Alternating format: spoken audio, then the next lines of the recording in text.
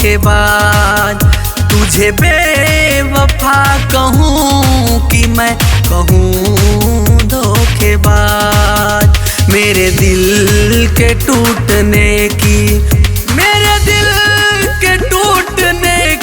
तुमको आई नहीं आवाज।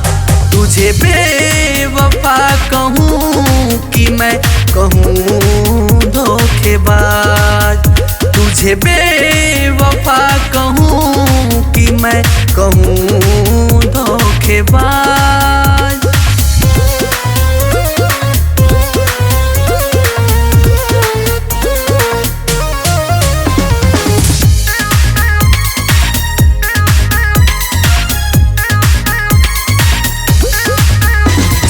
दुनिया वालों प्यार की दास्ता, एक ऐसी मोहब्बत से है वास्ता। बात है जब पढ़ते थे हम साथ में, प्यार ऐसा भी होता है सुन लो जरा। एक लड़की थी जिससे प्यार करता था मैं, उसके ही नाम से जीता मरता था मैं। एक पल देखे बिन चैन आता नहीं, वो भी करती थी प्यार मैं भी करता रहा। ओ तो पागल थी पगली मेरे प्यार में, कहती तेरे सिवा ना कोई संसार में। ऐसा भी आएगा दिन मैं सोचा न था, दिन रात गुजरता अब दीदार में।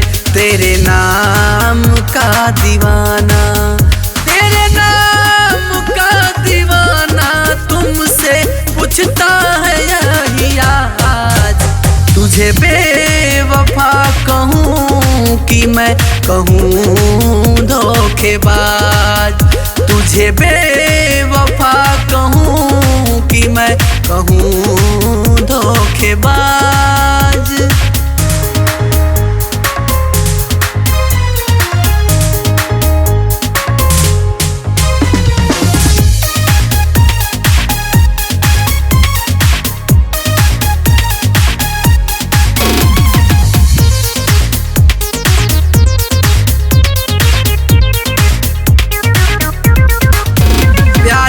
हम दोनों अब संवरने लगे, एक दूजे पे हम जीने मरने लगे।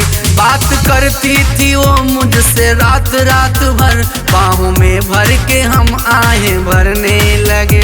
एक दिन ऐसा हुआ देख कर मैं हिल गया, गैर के बाहों में थी दूसरा मिल गया। जीते जी मार डाला मुझे प्यार ने, कहीं का ना छोड़ा अब मेरा दिल गया। कई बरसों का विश्वास तोड़ा है वो, बीच मझधार में लाकर छोड़ा है वो।